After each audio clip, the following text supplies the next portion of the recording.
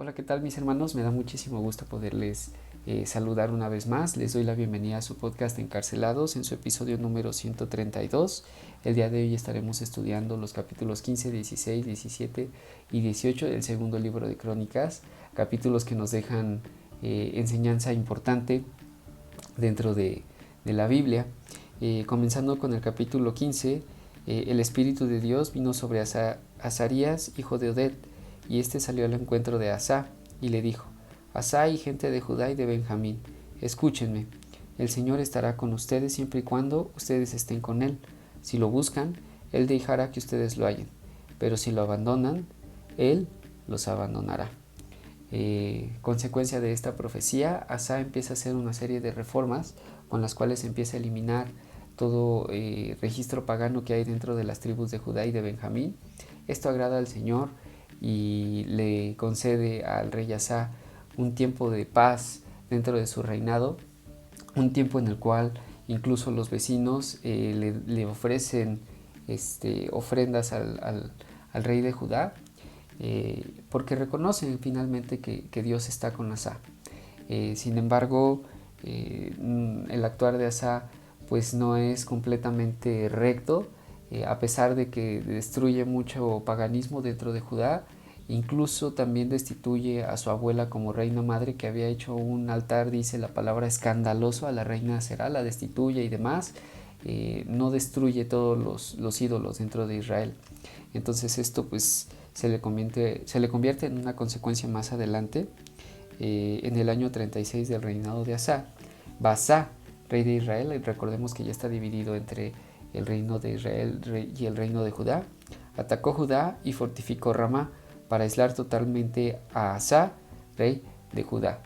Y empiezan los conflictos, mis hermanos. Es curioso ver cómo los mismos hermanos de la tribu de Judá, los israelitas, empiezan a tener ahí diferencias y los empiezan a atacar. Sin embargo, Asa, lejos de actuar de una manera que agrade al Señor, establece un pacto con Ben Hadad, que obviamente pues este pacto hace menos el poder que el Señor había mostrado para con Asa y Judá.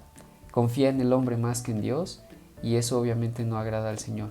Consecuencia de este pacto, el Señor termina con ese periodo de paz en el reino de Judá, termina con ese periodo de paz y se empiezan a ver inmiscuidos en guerras con muchas personas. Esto obviamente mina la posición de Asa como rey de Judá y también debilita el reino. Consecuencia de todo esto, viene una enfermedad para Asa, una enfermedad que le da en los pies, y vuelve a tomar una decisión pobre, lejos de volver a confiar en Dios como él ya lo había hecho en algún momento. Confía en los médicos, se acerca a los médicos. Consecuencia de esto, él muere y su hijo Josafat lo sucede en el trono. Josafat, afortunadamente, hace lo bueno delante del Señor, toma el ejemplo de su padre en el sentido de que vuelve a eliminar toda la idolatría de ahí de Judá y vuelve a restablecer todos los sacrificios e incluso un altar que también se había derribado al Señor allá en Jerusalén. Consecuencia de todo esto, el Señor vuelve a estar con Judá, y ve esto su vecino Israel, y volvemos a leer una historia que nosotros ya habíamos leído en Reyes, que de alguna manera Acab había querido ir a la batalla junto con el rey de Judá y pide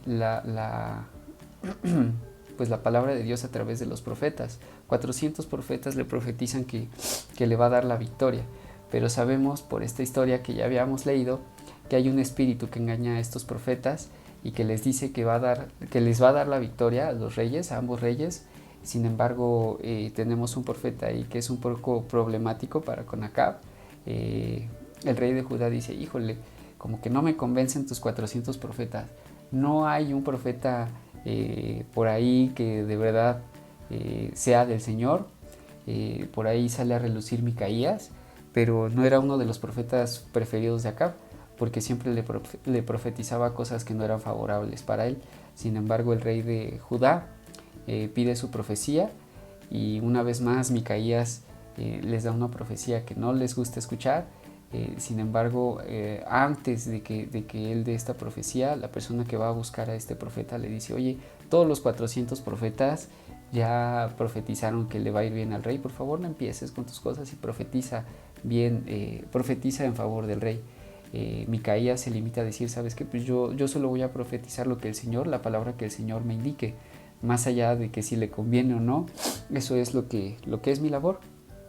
De ahí se deriva esta profecía que advierte la muerte del rey de Israel. El rey de Israel, al escuchar esto, trata de hacer una estrategia y le dice al rey de Judá: cuando entremos a la batalla, yo me voy a vestir como un soldado cualquiera, tú sí vístete con tus vestiduras reales. Esto de alguna manera quería él generar ahí una trampa para que pues, lo ven a él con las vestiduras reales y dicen: ¿saben qué? Sobre de él. Sin embargo, el Señor guarda la vida de Josafat. Él grita y los enemigos se dan cuenta que este no es el rey de Israel, sino el rey de Judá, entonces lo dejan en paz. Pero lastimosamente para el rey de Judá, perdón, para el rey de Israel, uno de los arqueros del ejército enemigo lanza una flecha al azar. Puede resultar un poco irónico, pero al único que le da es justamente al rey de Israel. Lo atraviesa entre las hendiduras de la armadura y finalmente él muere. No muere instantáneamente, él lo hieren por la mañana y se está todo el día hasta el atardecer herido y muere. Se dice que la batalla fue reacia, pero que al final del día el rey de Israel muere. Yo creo, hermanos, que en esta enseñanza o en estos textos hay una enseñanza muy clara. No hay manera de burlar a Dios, no hay manera de engañarlo, de darle la vuelta. Entonces, hermanos, pues bueno, los dejo con esta reflexión y me despido mandándoles un fuerte abrazo, deseándoles que sigamos leyendo, que sigamos aprendiendo y bueno, muchísimas gracias. Hasta luego.